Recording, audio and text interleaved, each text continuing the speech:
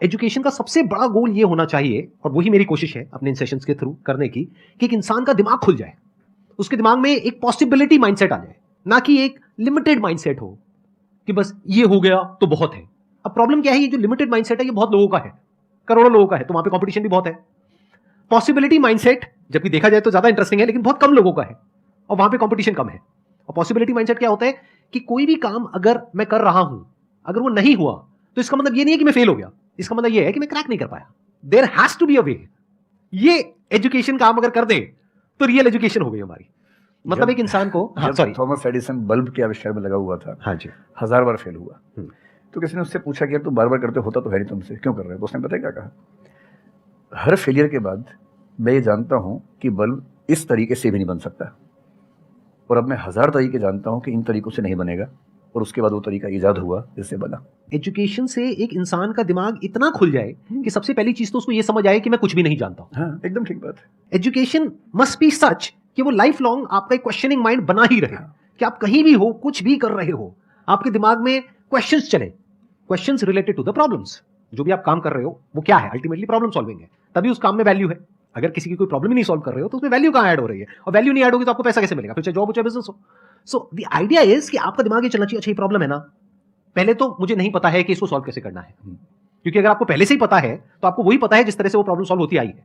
That may not be relevant in today's context, but still आप उसको उसी तरह से सॉल्व करोगे जिस तरह से सब कर रहे हैं, वहां पर कंपटीशन है, फिर आप कहोगे कि कुछ हो नहीं रहा है। सो द आइडिया इज कि पहले तो ये प्रॉब्लम है जो मुझे अच्छे से समझ आई, मैंने इस पे फोकस किया, अब इसको सॉल्व करने के इन्फिनिट तरीके हैं, एक रास्ता नहीं है, बहुत सारे रास्ते हैं, मुझे पता नहीं है। This is the goal of education, कि मुझे नहीं पता है लेकिन पता किया जा सकता है। This is another goal of education. उसमें से कुछ तरीके काम करते हैं, कुछ नहीं करते हैं, यह भी हमको क्लियरली पता होना चाहिए। मतलब your personality must be dynamic, it must not be static.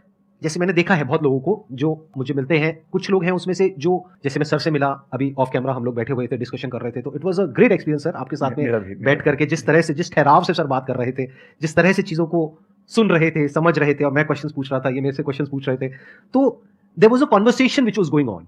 On the other hand there are some people जिनसे मैं कभी कहीं मिला तो उनकी अप्रोच क्या है कि मुझे सब पता है, वो गड़बड़ हो जाती है। शिक्षा की दुनिया में बहुत प्रसिद्ध कहावत है, भारतीय अगर परंपरा में देखें तो विद्या ददाति विनयम में एक बहुत प्रसिद्ध कथन है। अगर कोई पढ़ा लिखा आदमी अपने ज्ञान की वजह से अहंकार करे तो मान लीजिए कि वो पढ़ा लिखा नहीं है, पढ़ाई उसके दिमाग पर हावी हो गई है, अभी उसको अंदाजा नहीं है कि कुल संसार के ज्ञान में उसकी हिस्सेदारी डेसिमल में भी नहीं है।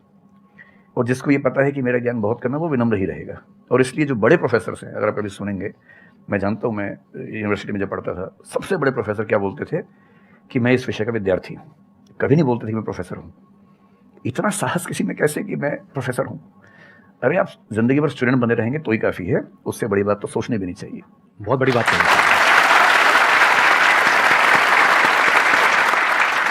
मतलब कि एजुकेशन का गोल आपको प्रोफेसर बनाना नहीं है, आपको स्टूडेंट बनाना है। हाँ।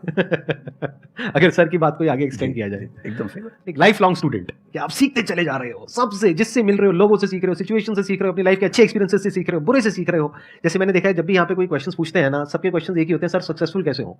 कभी मैंने आज तक ये क्वेश्चन नहीं सुना किसी का भी जो इससे बड़ा क्वेश्चन है, जो आप रिलेट कर जाएंगे कि सर सक्सेस हमारा दिमाग खराब किस तरीके से करती है, या सक्सेस का क्या माइनस पॉइंट है। सक्सेसफुल होने से बड़ा है मीनिंगफुल होना, सार्थक होना। सफल होना छोटी बात है, सार्थक होना ज़्यादा बड़ी बात है।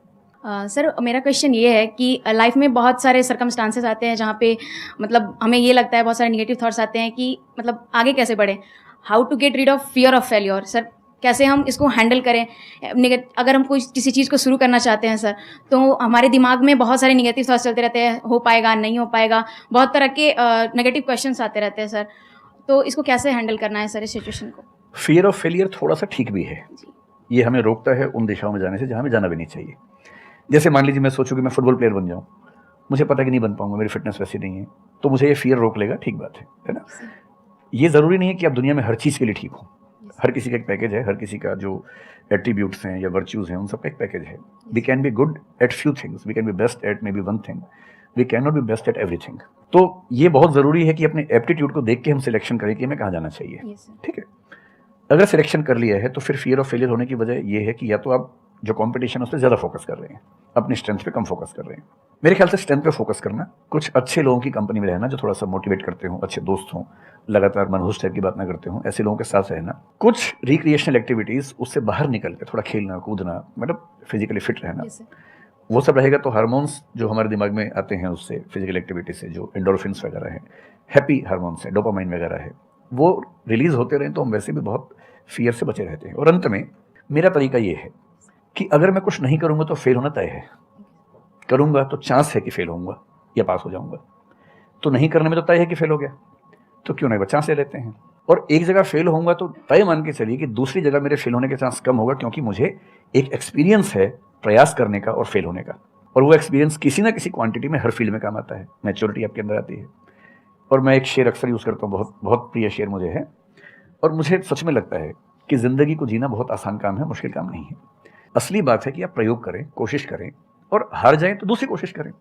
और मैं इसीलिए एक लाइन हमेशा बोलता हूँ, क्यों डरे, ज़िंदगी में क्या होगा, कुछ ना होगा तो तजुर्बा होगा।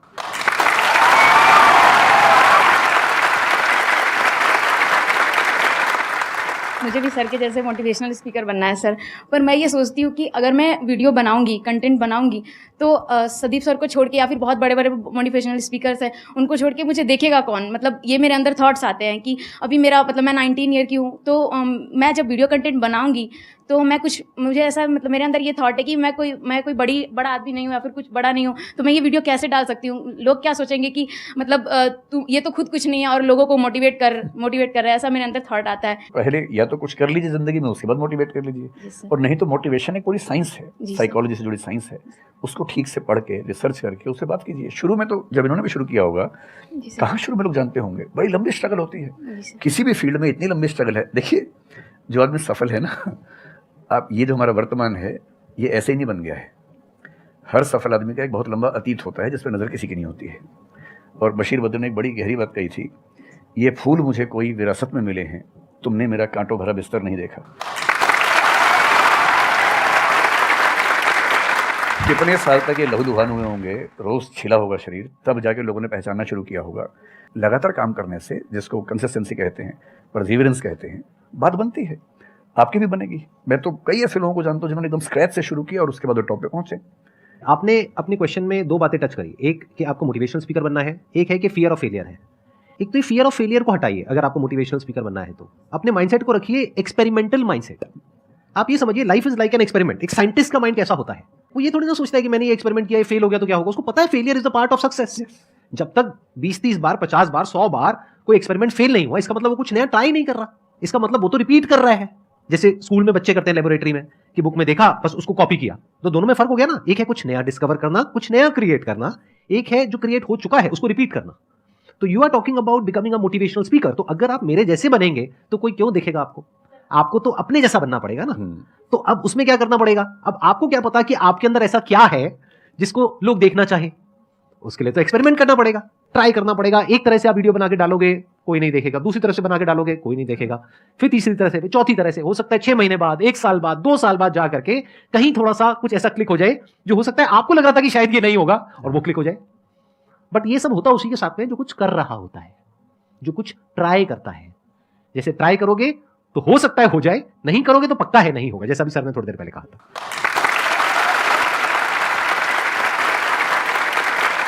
Thank you so much sir यहाँ पर आने के लिए।